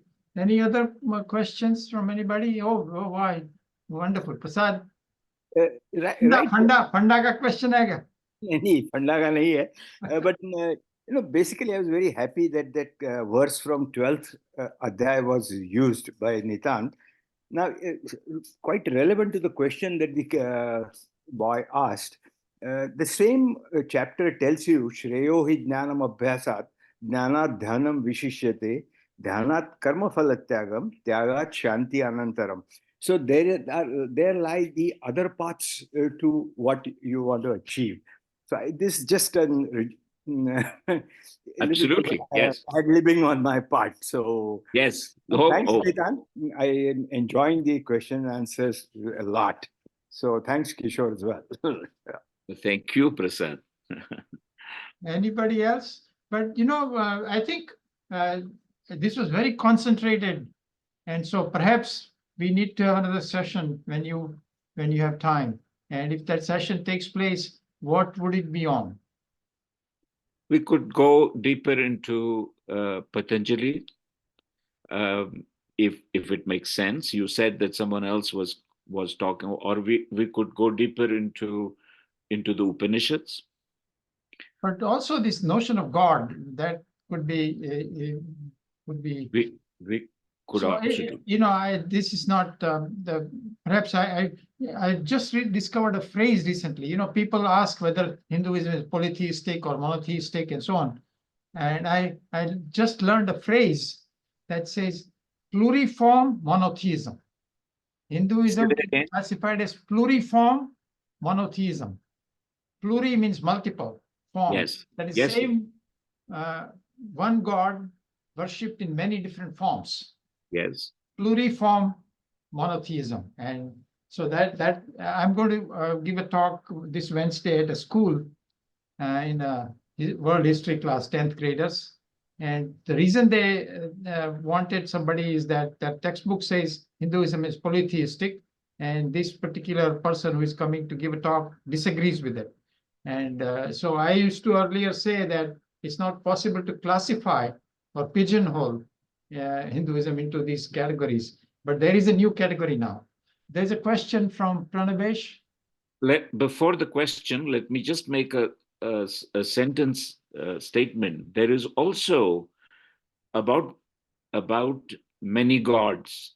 There is a fascinating opinion and discussion given by my friend Raman, who was here. I don't know if he's here still, but he has written many books on various issues of the sort. And in one of them, he has talked about polytheism in a remarkable way. Just wanted to say that. Do you have his email address? Can you send it to me? Maybe I can invite him to give a talk too. Certainly. And where is he located? He is located in Ames in Iowa. Yeah, I certainly will. Kishorji, just a thought when you talked about polytheism and monotheism. Vivekananda gives this idea that it is not monotheism that is there in Vedanta, but it is called monism. Yeah, monism is also used. Yes. There is pantheism, monism, many different, but these are from the same books, different things derived, right? With theism, it is what Nitantji described as the father figure God that needs worshipping, whereas with monism, it is the nirguna aspect. Yes. Absolutely. Yes. And Nitantji, before I go, I just, with your next talk, if you can kindly elaborate a little bit on why you disagree about the parallels between physics and Vedanta in the next talk. I know it's not possible in this short interaction. But Okay. if you give me your thoughts on that in your next talk, I'll be very interested to hear that. There is another thing that we can do is that since if you saw the email that I showed, then you might be able to communicate directly with me and we could have an exchange of this. Sure, we'll do that. In the meantime, Pranabesh has a question. Yes, thank you, sir. So can you briefly tell us why there are these two forms of looking at Brahman, right? There's the Saguna Brahman and a Nirgun Brahman. And which came first and why do we have two? Is it just because, rather, I understand why there are two. Which one came first? Was it Sagun Brahman came first or Nirgun Brahman came first? Yeah, so this is an excellent question. And it's a question that I think that we would never be able to find the answer to because in India, as you know, the historical sense was famously absent. So it is extremely difficult to find out how this happened. We do know that if you examine logically the Sankhya philosophy concepts, then you can see very clearly then that the idea of the Saguna or the idea of God as a protector or something like that did not exist. Now, it does develop by the time you come to Vedanta. By the time you come to Shankaracharya, for instance, you find all the Advaita ideas, but you also find prescriptions such as Bhaja Govindam. So the point is, when did this exactly occur? Did it occur in 800, 700, 600 AD? Did it occur in thousands of years BC? We will never know. And we will never know because the historical sense is something that we didn't have, for better or for worse. And so, historically speaking, I cannot answer your question. So it is possible that the great devotional waves that came, whether within Hinduism or from outside Hinduism, might have led to some of these further things. Who knows? I have no idea. And so, unfortunately or fortunately, I only have a distant interest in the historical development.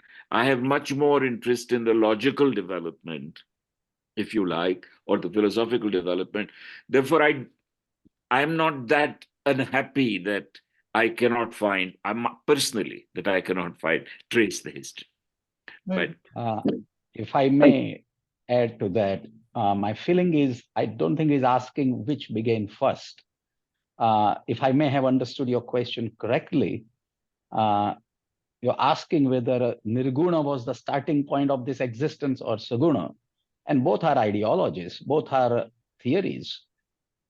Theories are proposed by men, just like physics and chemistry. The existence is one and it was ever there.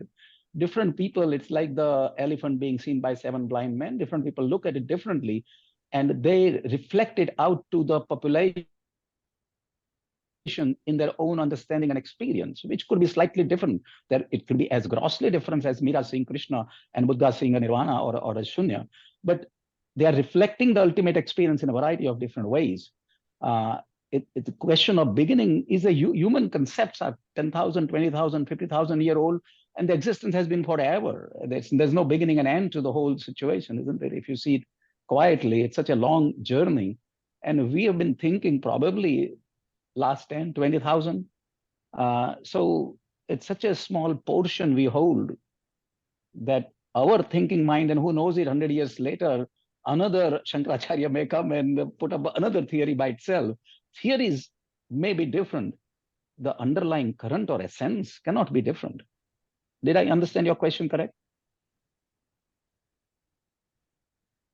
I was asking about what came first. And yeah, like Nitanji answered, we probably won't know, and the answer doesn't even matter. Yeah, actually. I see. Interesting. Nitan, would Ishwar be Sagun, right? Ishwar is Sagun?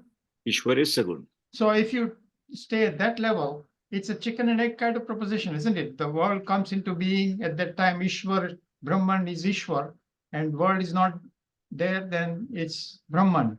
So it's a chicken and egg kind of situation or not? I wouldn't say that, Kishor. I think that as far as I understood the question that was asked, is about, the idea of the Saguna Brahman or Ishwar, which is basically identical.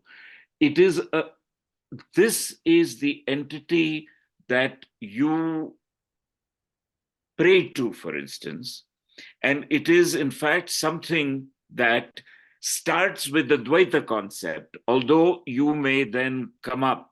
For instance, if you look at the details of the Shvetashvatara Upanishad, then you will find the concept of Jiva and Jagadish.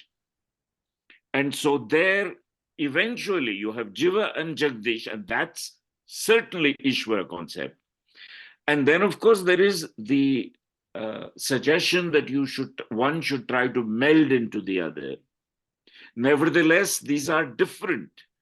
And yet the Brahman idea does not have, I wish I had with me here this fantastic verse that is from, I believe it's from the Avadhut Gita again, where it says, to whom shall I make obeisance? Since Advaita is the way. So for the Dvaita idea, Ishwar is something that is associated with the Dvaita idea, although you may want to then further meld yourself into Ishwar.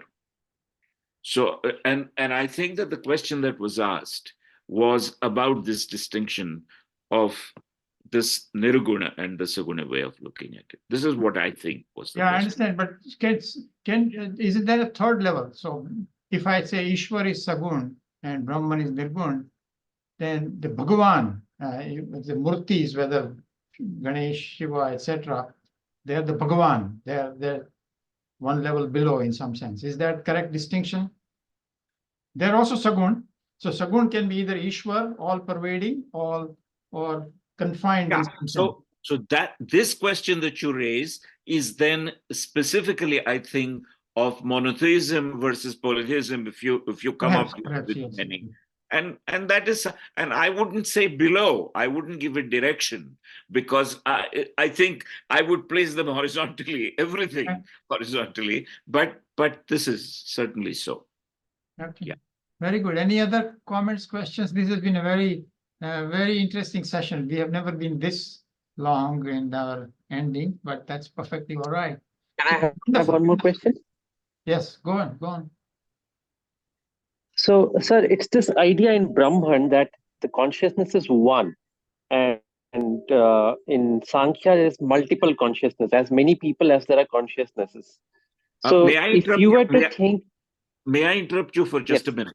I just want to tell you before you proceed that there are, according to different sources, there are people who speak about Sankhya being different consciousnesses, or people who speak about it having developed into the final Sankhya form, where the consciousness was one and was the single Purush.